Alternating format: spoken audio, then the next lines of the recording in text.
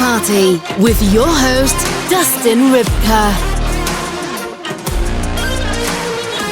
Hello and welcome to Sex Party. I'm your host, Dustin Rybka. With me on the show this week, Dr. Tara, sex and relationships expert, makes her triumphant return to Sex Party, and we are so fucking happy to have her here. This woman is becoming the queen of the internet in the sex and relationships field. She's been in so many magazines. She's been on so many big podcasts, so many big TV shows.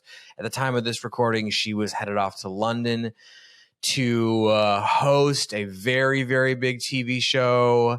So I'm glad that she stopped by Sex Party on her way out of the States. This episode, we are tackling sexual compatibility. What is it? Why is it so important? How could you discover your sexual compatibility, your partner's sexual compatibility?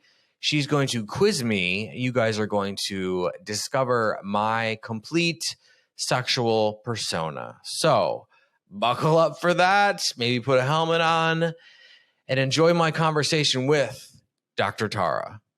This week's conversation. Oh boy, I'm so happy to have you back. This is crazy, but I have to say it. Dr. Tara, welcome back to Sex Party. How are we feeling? How are you doing? Tell me everything. Hey, yo, I'm feeling orgasmic. I gave my husband a really nice blowjob last night, so I'm feeling very empowered. Wow. Okay. So last night, great blowjob. What is empowering about giving a blowjob for you? Because it's obviously different, and you're the master of all things sexual. So what is it? What's the empowerment with giving your husband a blowjob? Yeah, for me, like sexual empowerment comes from so many aspects of my life, right? Like me turning myself on, giving myself pleasure, masturbation, like that's empowerment. Me giving pleasure to someone literally reaches an orgasm and ejaculates because of what I do under my control is very empowering. And then other ways to be, to experience sexual empowerment is through, community and motivation and helping other people feel more inspired to become sexually empowered and take their own sexuality in their own hands. So to me, giving a blowjob is highly empowering. Yeah, no, I mean, I totally agree. There is a feeling when I put this giant mouth of mine in between my girlfriend's legs, it does. You have a pretty big mouth. I do. And like, my lips are giant. And what's insane to me is that my lips are like getting bigger as I get older, which is like when I was a kid, people used to like make fun of me. And then once I hit like teens, like women were like, oh shit, what the fuck? And whatever. So like when I put this giant mouth with these big lips of mine and my tongue, like, down in between my girlfriend's legs, I feel like I want to do it all the time. You know what I'm saying? So I have a question. When you like her pussy, do you like masturbate? Like, do you jerk off? Some guys will like do that. You know what? I feel like what's crazy, and I just noticed this the other day, like when her and I are having sex, it's like I'm always touching myself. Like it's very like pornographic. Like I'm always like jerking off. Like while I'm doing everything, like just like standing there, like talking to her, like, oh yeah. And then we could like, I'm just like, and I also feel like I just noticed, and maybe like people around me noticed this prior, but I just noticed that I'm like incredibly comfortable, like just like naked, like pre-sex, post-sex, just like totally naked, like cock hanging out, like whatever. So these are things that I'm noticing, but like I would say usually, yeah, probably touching myself like quite a bit, like while I'm going down on her. But just the idea of like going down on her, there's just something about it. And like the other day, I actually like went down on her from behind, which is like super hot, right? Yeah.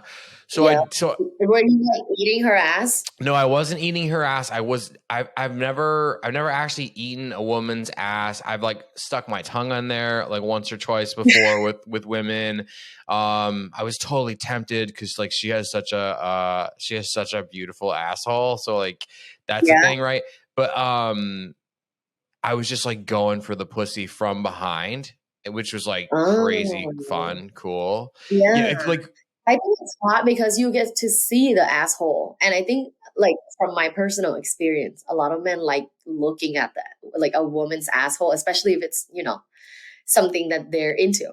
Yeah. I mean, I think that to me, when you want to go down on someone, and I've heard this from my girlfriend, and I've heard this from women, but like when you want to eat someone's pussy, when you want to suck someone's cock, like that's a sign of like you're with the person, man. Like, because I mean, I've had relationships that were maybe not as serious or whatever, where that's like the last thing on my mind, where I'm like, Yeah, I think that's why, I read this study and they said that people who have the highest sexual satisfaction are people that are emotionally connected and are in like committed relationships. And I get a lot of comments from older people that are like, it's not like that at all. But I feel like maybe because they've been together a long time, they forget to prioritize their sexual partner, their partner in general. Like that partner becomes, a mom and just a good mom, a good wife, and not a sexual partner. Like, there's a line between like looking at your wife as like this, woman you want to fuck versus like, oh, this is the mother of my children. And I feel like it sucks because as a woman, like you can be all of those things. You can be like a wild animal in bed and, love fucking and love doing all the dirty things while being a really good, soft, sweet mother. But it just seems like it's not like that in our society right now. Yeah, I think it's a huge problem because everybody,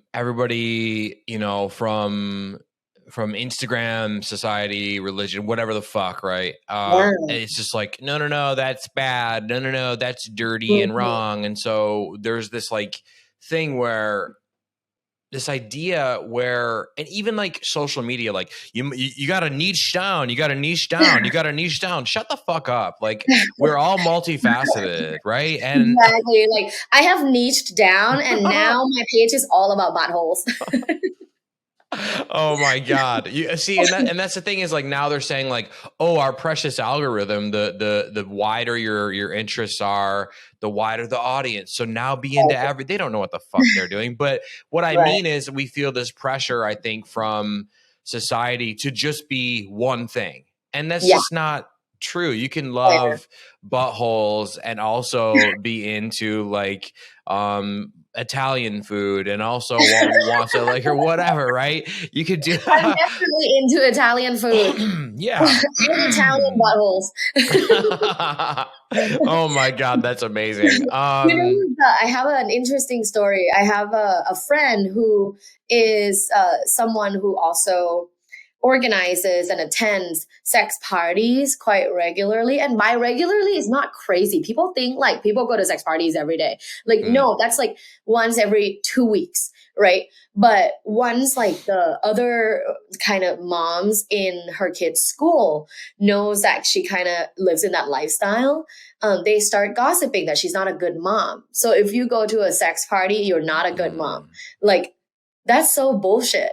We all have so many different facets of ourselves, and just to reduce ourselves to like just a mom, like the fuck, we're a woman. Like we have so many different things, same as men. I work with a CEO who just like also loves being dominated and asked me like, can you help me find a good dominatrix? I'm like, yeah, I can help you find that. Like, and in no way he's like undermined, in his personal life, by his personal life. But I guess a lot of people don't know that he likes to like put socks in his mouth and get stepped on. Well, and everyone, that's the thing is like, again, why would something that we enjoy that's already built into our bodies, right? Like with the ability to have pleasure, to have orgasm, to want to dominate someone, to want to be done, whatever anybody's into. Why would all of a sudden someone be like, you know what, that's wrong, and you're feeling it, you want it? No. That's like telling someone like, hey, you have fingers, can't use your fingers, it's wrong. Don't use your fingers, don't write, you got to use your feet. It's like, what the fuck? Why are we handicapping ourselves like right out of the gate because of the fucking Bible or whatever? Like, get out of here. And it's insane to me, because now you have corporations like Meta and Instagram that are like taking up where like religion is left off, and they're like, no, like a woman's nipple is like something on your body is like, they're saying it's, you can't show that, it's too much, it's gross, it's too horny. Fuck off. Like I hate that. I wish that we could, kind of like push against that, and I hope to do that.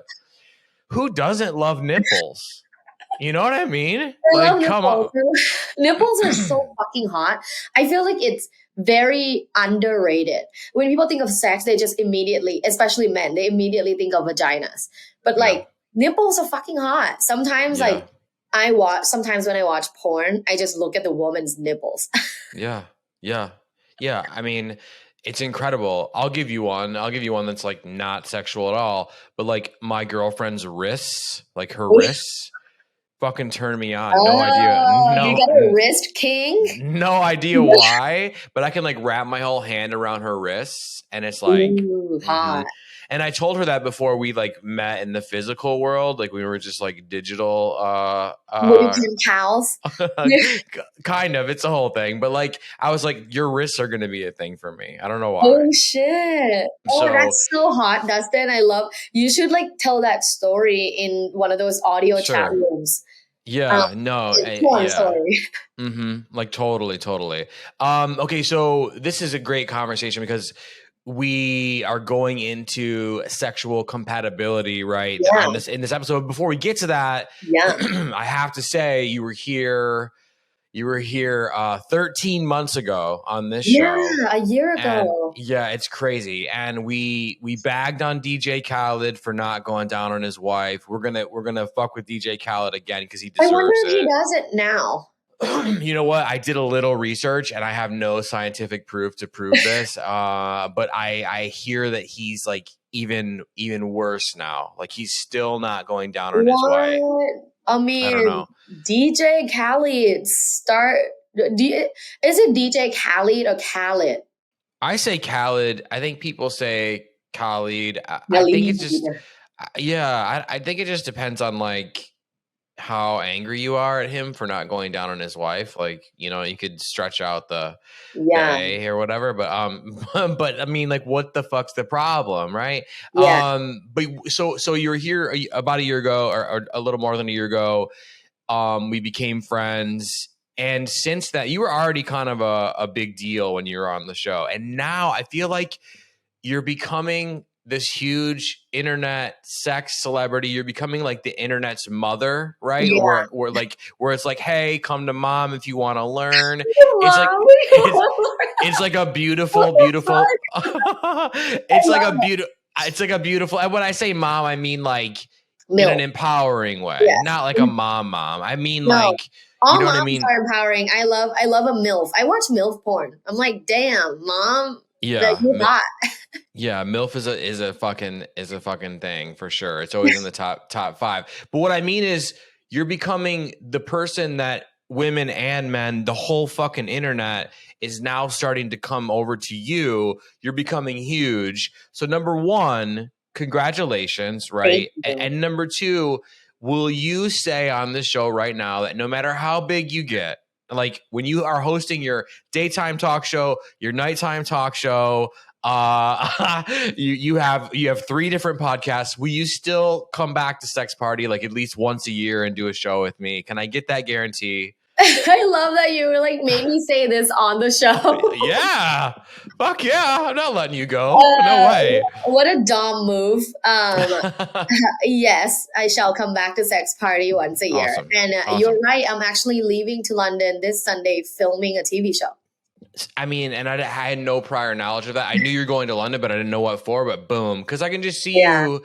I can see you doing it all. I mean, and over the past year, you know, you have been on red carpets for Netflix. You have like been in Cosmopolitan magazine. I mean, you're really, really, really doing it. So I just want to tell you, like, congratulations on that. Thank you. You deserve it so much, and everybody that, you know, that meets you, that knows you, people, I've had conversations about you with other creators, and they're like, isn't she fucking incredible? I'm like, y'all have no idea. I Like, love that. yeah, our The episode sex together. positive community is like the fucking best. Yeah. It's so good. For sure. And our episode together last time is one of my biggest episodes. Awesome. And yeah. So I just wanted to tell you congratulations on that. I know you've gotten married. It looked like a beautiful ceremony. Yeah. I want to tell you congratulations on that. Thank you. Yeah. So you're just like fucking doing it. And I aspire to be more like you in that aspect, because I think you're amazing. I think that you have a lot to give, not only the sex positive community, but the fucking world. These people need help. We all need help. Okay. And so I just wanted to make sure that you were going to come back, whatever, because the internet mommy who's going to fucking save everyone's sex life, she will be back. So we have that. Yes. So with that being said, we're moving into our topic now. You said that you wanted to talk with me about sexual compatibility. And this is something that it's so underrated and kind of like forgotten about. So sexual compatibility, like, break it down. Like, why is it important? Yeah. And I mean, thank you for all of the kind words. I mean, I'm wet right now. Just from all these praises. I have a praise kink. So you deserve it, though. You deserve it. You're just fucking killing it. Thank you. But yes, sexual compatibility, it's extremely important, because when people ask me like, okay, like, how can I make my partner come harder? How can I have multiple orgasms? How can I, they ask all these questions like, how can I get my dick like harder? But what they're missing is one of the most important key to a long-term successful sex life is sexual compatibility with your partner. Now, if you're someone that is high in sociosexuality, which means that you like casual sex a lot, you might not care too much about sexual compatibility, because sexual compatibility is something that, like, traditionally, it's something that people who are in monogamous or monogamish relationships are more in tune towards. But however, I think sexual compatibility is an extremely important concept that is rarely talked about. So thanks for giving me space to talk about it. Now, what is sexual compatibility? I want you to understand there isn't an objective definition that will measure up to everyone. So sexual compatibility comes from the subjective understanding of your own sexuality in comparison to your sexual partner. So if I feel, oh, I'm sexually compatible with Dustin, that's my understanding that we are sexually compatible. Which will be totally different, because maybe you're like, I'm not sexually compatible with Tara. Like, right? So it's all very subjective. People always ask me, like, is there like a 3-question questionnaire? I'm like, not really. Like, there, you have to do the work. Like, you have to really observe, who are you? What are some of the sexual things that you like? What's your actual like sexuality orientation, which is different from sexual orientation? And then who's your partner? What like Dustin, like, who's your girlfriend? What does she truly like? What are some of the things that truly turns her on? What is her sexuality orientation? So today, what I want to do is I want to quiz you. So I'm going to ask you a bunch of questions, and then we're going to come up with what I call Dr. Tara's sexual profile for you. And then I want your girlfriend to do it in your off time. Then you guys can compare if your sexual profiles are similar. Love this. This is amazing. This is like very interactive. I am on the chopping block. You guys, like, I'm up here getting operated on. Please enjoy. All right. Well, I mean, it's really important to first think about like, who am I, right? So Mhm. I want you to think solely just who you are, not in relation to others. Just this is me. Okay. So when I tell you a statement, I want you to tell me if this is like, oh yeah, that's definitely me, or like, oh yeah, that's definitely not me. Or like, probably me, probably not me. Just let me Sure. know. Okay. Yeah. No, totally. I enjoy changing sex positions and trying new positions. I would say that is definitely me, but when I find something I like, right? I like to like make sure I'm hitting that one at least, once or twice during the session, right? Okay. So yeah, so I'd say like 75-80%, sure. Okay. So like probably me. Yeah, probably me. Okay. Next is I enjoy having sex at different places, not just in the bedroom. Definitely me. I enjoy trying new sexual acts. Definitely me. I got to get that variety. I enjoy the same sex positions that I find pleasurable and reliable. When you're this is tough because sometimes you need the old standby, right? You're just like, oh fuck, we got 10 minutes before she nods off and like whatever. Yeah. Like, let's say if we're not considering any context, just the Okay. way you are, who you are, would you say this is probably not me or probably me? Always going back to the same position that's pleasurable and reliable. I would say like middle of the road on that one. Like, Okay. And then next is my sex philosophy is why change something if that's not broken? And that's not me. Okay. Yeah. Next, I enjoy having sex in one place where I find most comfortable. Definitely not me. All right. Okay. We're 1/4 done. Next, I will describe myself as kinky. Definitely me. That was fast. I enjoy non-traditional sex. Definitely me. You kinky Yeah. boy. Totally. Kinky sex turns me on. Definitely me. Okay, next. The thought of kinky sex is a turnoff for me. Definitely not me. I'm traditional when it comes to sex. Definitely not me. No, fuck no. Are you kidding me? I took a BDSM quiz and the thing like blew up. So you like caught fire in my phone. I'm like, what the fuck? So this next one, then I already have an answer for you. I'm proudly vanilla. Fuck no. Oh my God. So gross. Sex is okay. Now we're moving into like you and her. Like Okay. not particularly this girlfriend, but like a partner. Sure. Sex is only for two people who are in a committed relationship. Definitely not me. All right, next. I will only have sex with my romantic partner and no one else. Definitely not me. Okay, next. I would never have a threesome. Definitely not me. Okay. This part Definitely is not easy me. for you. Next is I'm open to the idea of my partner and I having sex with other people. Definitely me. Okay. All right. We're starting to know you a little bit more. Okay. Yeah, The result of this quiz is going to be like you. It's who you are. That's awesome. Next is sex is not just for people who are in committed relationships. Yeah.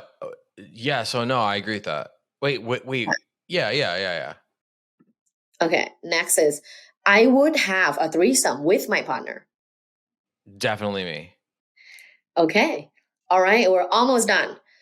Number 19. I prefer sweet love making over passionate rough sex. Definitely not me. You're a rough boy. Are you a rude boy, like Rihanna says? Yeah, like I'm a fucking. I like to degrade, and I like to be like really, really whatever. Like my aftercare game is amazing, and like whatever. But like in the bedroom, I'm just like, you dirty fucking slut. Like Love like that. yeah. So okay, next, I prefer slow and loving sex over animalistic intense sex. definitely not me. I prefer caressing and soft touches over intense grabbing.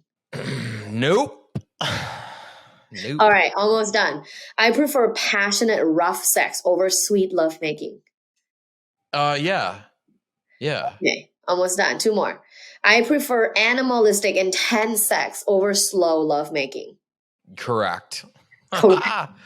This is correct. All right. I prefer intense grabbing over caressing and soft touches.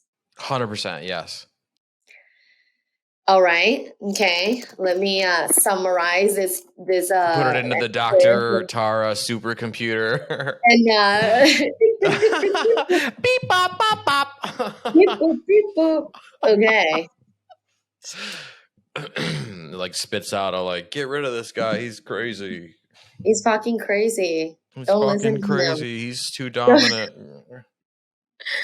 All right. So you are ready? I am ready. You are a nut job. So this is like the Myers-Briggs personality test. So you're gonna get acronyms. You're gonna get 4 letters, and that's you. You are a dynamic lover, which means you love being dynamic and adaptable throughout your like sex life, and you are not a fan. Like you're okay, like, right, you can have good sex with a consistent lover, but you're not a fan of consistently doing the same thing. Right. Some people like have their go-to and they always do it. I talk to some of my clients, they love having sex in their bed because it's the most comfortable and they don't really like fucking around like in other places because it's just not comfortable. So, but you're not like that. You're a dynamic lover and you find joy in like novelty and excitement in differences, in different things. Yeah. So you are dynamic. Secondly, you are a kinky lover. And this is like 100%, right? Because it goes by percentages. Like the dynamic and consistent, you were like 75% dynamic, right? But kinky, you're 100% kinky and you are not traditional. Like you're not at all traditional. Some people are like 75% kinky. So they're a little bit traditional here and there, but nope, that's not you. You are a kinky guy. You're a kinky guy and you love kinky sex and you like trying non-traditional things. And to you, it's not taboo, which is why it's beautiful because you're the host of this podcast. Again, I wouldn't guess anything else. The third one is, are you monogamous or flexible? And you are 100% flexible. And you know, there's a lot of studies actually that show people who have sexual agility and are flexible throughout their lifetime have a much better sex life long term. Like you will be, 60 years old and still have a great sex life because you're flexible, right? But not to say monogamous people don't have a good sex life. There's some monogamous people that I know have a great sex life, but a lot don't. So it's interesting how some people can be more flexible and less flexible, but you are very flexible. Yeah. I mean, come on, you got to spice it up, right? But that's not the MO for most people. I know it's not, no, but I think people sacrifice excitement and coming for safety and security. And then that safety and security turns into a blanket that's wrapped around your neck that's strangling you and not in a good way. Yeah, I wish we could have safety and excitement. Yeah.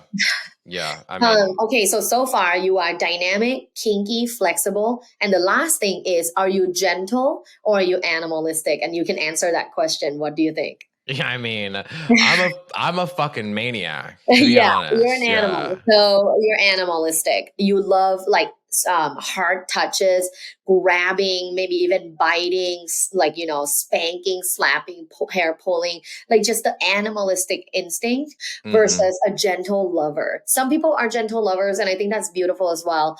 But you are 100% animalistic. So here you go. Dustin is a dynamic lover, a kinky lover, a flexible lover, and an animalistic lover. And that's who you are sexually. I would have to agree with that 120,000%. Because I mean, that's just dead on. And that would, when I did the BDSM quiz, and I forget, somebody sent it to me and whatever, I actually posted it to my Instagram. It was like, 100% dominant, 100% degrader, 100% like dirty talk, like all the things. Yeah. And you know, the DMs I got after I posted that were really fun. People were like, "Oh my god!" Like what? And I feel like, do you feel like most men out there now aren't animalistic? Aren't what I am? I an outlier, or am I like most men? What would you say? Gosh, I think we are in the point in time where it's kind of 50-50. Like half of the men are kind of like you and are animalistic and can let go, let loose. And, they're not really insecure during sex. But then there's some that are maybe either experiencing sexual anxiety or maybe a true gentle lover, which is nothing wrong with that at all. It can be a beautiful sexual experience. But I think it's 50-50. Yeah. Yeah. Yeah. And there's this really, I'm so glad that you're here because this was in my notes and then I just remembered it now. There's this like crazy statistic that I heard it on the Lex Friedman podcast, like a clip. It is 60% of women want a dominant lover in the bedroom, and 40% of men, only 40% of men want to be that dominant lover. So there's like a mismatch, right? There's that 20% that's like, what the hell? So that seems so crazy to me. If anything, I would think it would be more even, but 20% is a big number to be off. Like, what are your thoughts on that? Well, my thoughts is also like, how much are the men that are not like kind of letting go and let loose and just fuck? How much are they being socially conditioned to not do that? Because like, oh, don't degrade women. Don't, like, of course, don't degrade women outside of sex. Yeah. We don't want that in our daily life. I don't want that at fucking DMV. Like, someone walk next to me at a DMV, you're a slut. Like, I don't want that. At the DMV. Oh my God. I can't deal with DMV. But in bed, like, who I really respect is Esther Perel. Although she doesn't come off as like this sexual queen, like, I vote all the time kind of woman, but like she has a lot of theoretical knowledge and also practical knowledge from her practice. But what she said was the bedroom is not politically correct. Yes. And we have to like stop trying to make it be. It's not fun when it's politically correct in the bedroom. And like if you watch any kind of porn or ethical porn or even like reading like erotica forums or sex forums, people are craving that like more animalistic sex and the taboo sex that they feel like they can't do in real life, or they feel like their partner wouldn't be going for it. Yeah, there's a lot of like, and I feel like the top 5 are always like MILF, like brother, sister, gangbang. Hentai. Yeah. Dudes are really into cartoons. Dudes are really into cartoons. Yeah, number 1 search term on Pornhub, I think last year was hentai. So dudes are into cartoon sex. Yeah, and I mean, okay, why do you think that is? Escapism. Yeah. I think if you watch porn, like human porn, if you've seen a lot of it, then you get kind of desensitized, and you're like, more like, eight people fucking whatever. Yeah, exactly. But cartoons is like limitless. It's like a whole new thing. Yep, it's a brand new thing, and they tend to get more like, they do the voices like, oh no, or whatever. So it's like very like, it's what you see. It's what you see like in human porn, but it's like really extreme, like the eyes crossing and like the fucking all that shit. And like tits, they're like always massive ass, like bigger than their heads. Yeah, for sure. I mean, also too, like gangbang is in there, like mom shit. So it's like stuff that people like probably aren't doing, but like they want to be doing. So like, except in Alabama. Maybe, yeah. But like there's something to having a brother sister fantasy. There's something to having a mom and son, like whatever. Because there is that safety of this isn't real, but we can get Right. that, ooh, this feels weird and good feeling. Weird and good. Yeah. With a partner doing it in the Yeah. confines of your own relationship or whatever. And that's super, super important, I think, for sexual compatibility. Is like if you're into like brother sister shit, or you're into gangbang shit, where like maybe you don't want to have a gangbang, but you want to watch gangbangs, and like your partner's like, you're fucking nuts. So like I'm not, that's a mismatch, right? 100%, yeah. So what do we do when you find that two people or more have a mismatch in their sexual compatibility? Is it just that's it, it's over, or are we just chuck them in the river, or what are we doing?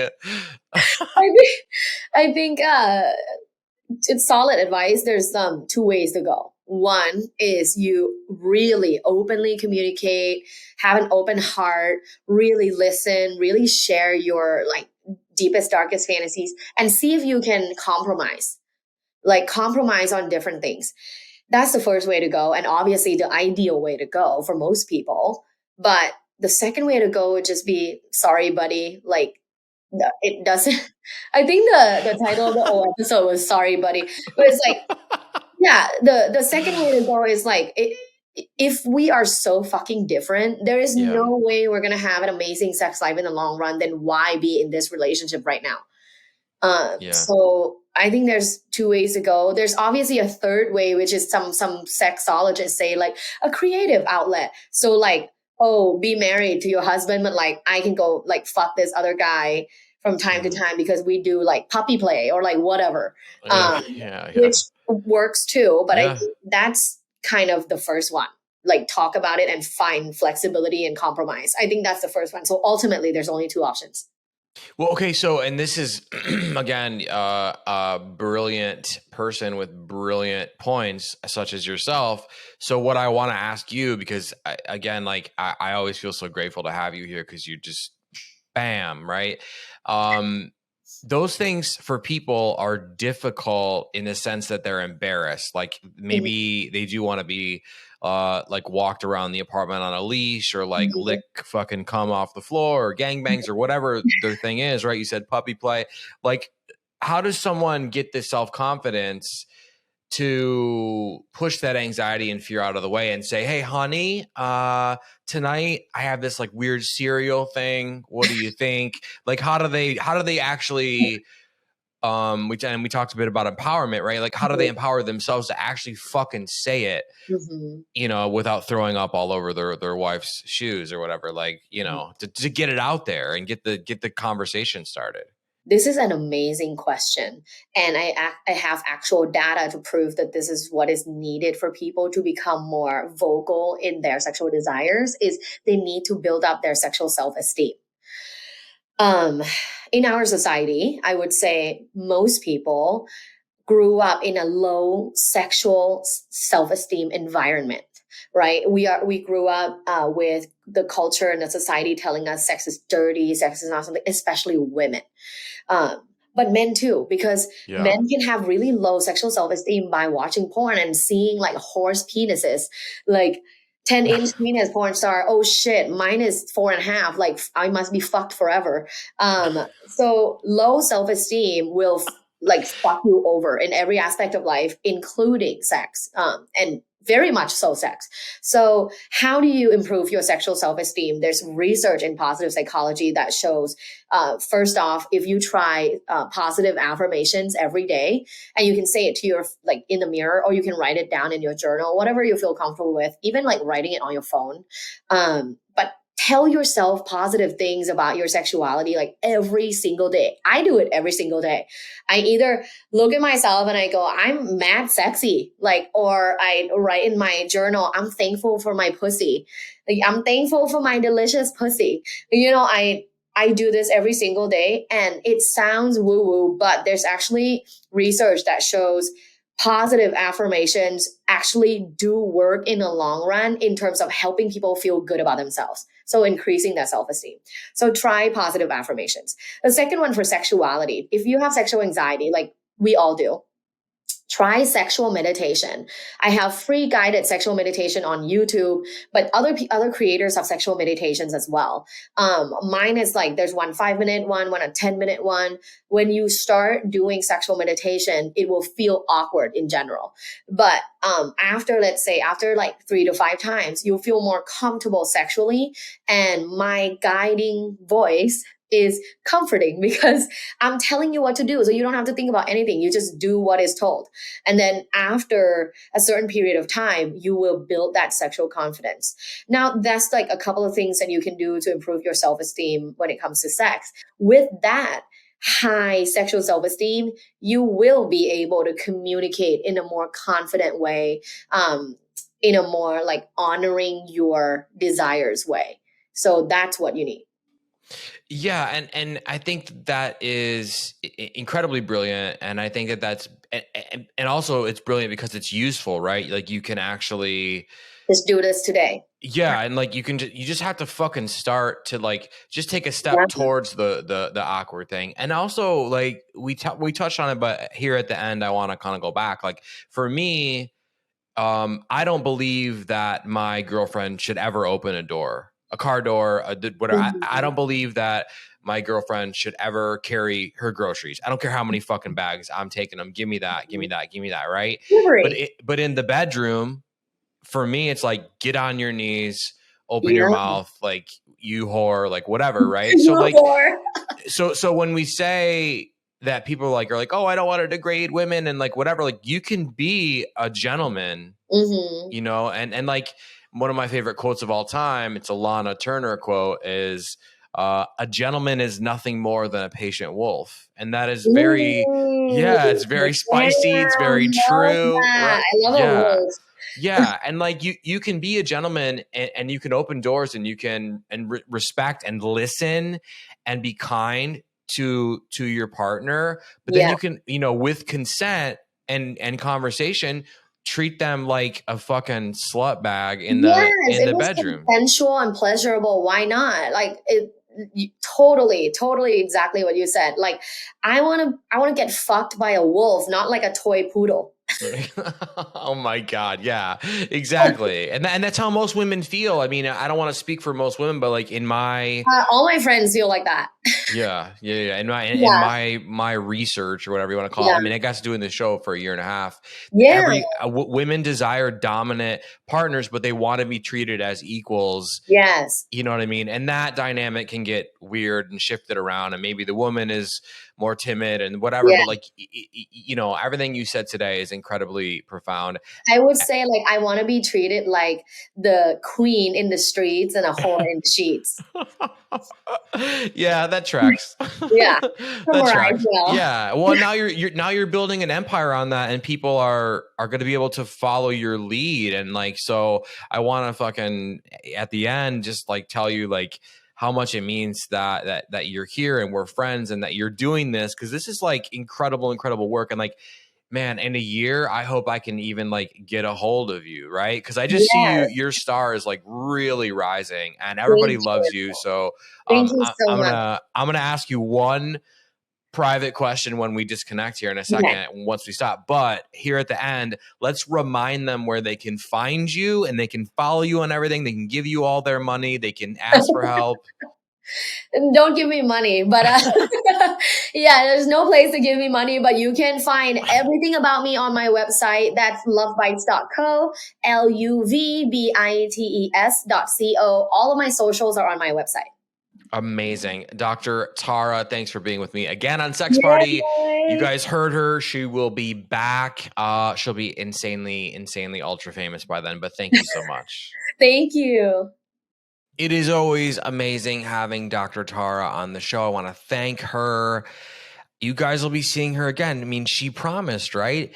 If you guys want to see Dr. Tara again, if you want more guests like Dr. Tara, if you want a sex party horror movie / menu item at Burger King, no idea that I can make any of that happen.